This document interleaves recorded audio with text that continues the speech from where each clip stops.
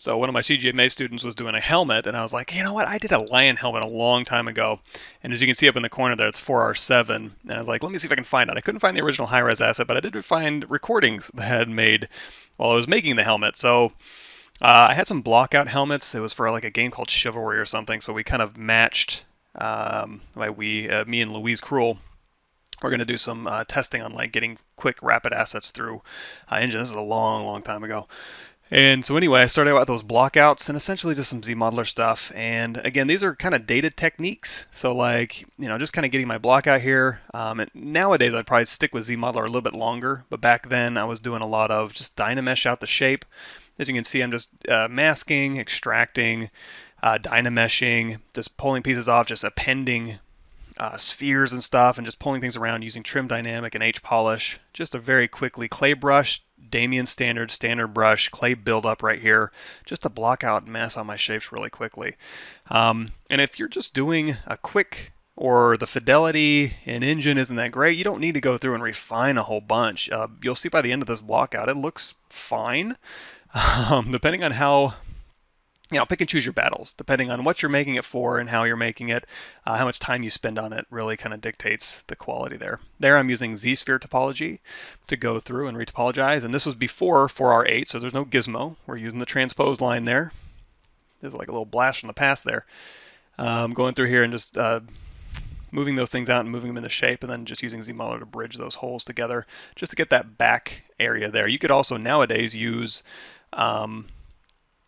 a deformer with a cylinder to kind of go through and use this to deformer to kind of mush those into shape. Again, nowadays I'd probably use ZModeler a lot more, be a little bit more upfront with how I'm going about attacking these problems as far as just kind of refining the shape as I go. But back then I was doing a lot of just Dynamesh concepting and then rebuilding, which is, there's nothing invalid about that. There's nothing wrong with it. But I leaned a little heavier on Dynamesh than I do now. So you can see just a lot of masking, moving, dragging in some cylinders, Dynameshing it, moving these things into place, a little nose guard there. And think about functionality too, like if he moves that lion head down, he'll be able to just kind of swivel on that one point there and just kind of playing around with some shapes and ideas and trim dynamic and H polish to get my shapes and then rebuilding them later.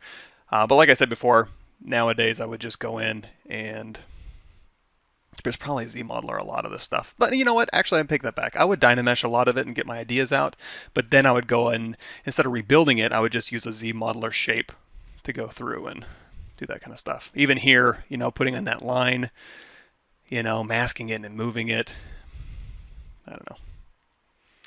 Here you could use Curve Helper or framing a mesh, which I'm not even sure if I knew how to do that back then, to go in and control curves. You go to my YouTube channel and just Google control curves.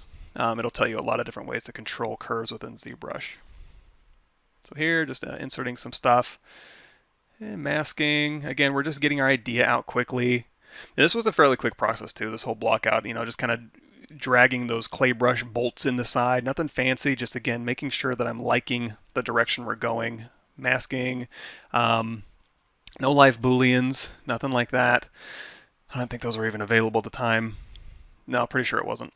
And, just a lot of clip brushes and just Dynameshing clip brushes really to get these things out. Again, not an invalid way to work, just kind of a little bit of a dated workflow for me personally. But yeah, I figured everybody get a kick out of seeing some old sculpting stuff I used to do. And instead of the chisel brush, you can see me using the ram brush. That's in, if you hit the comma key, you can go to Lightbox and you can look up the ram brush and kind of play around with that a little bit. But again, just Dynameshing, getting my blockout shape real quick. And we'll go a little slower through these next videos.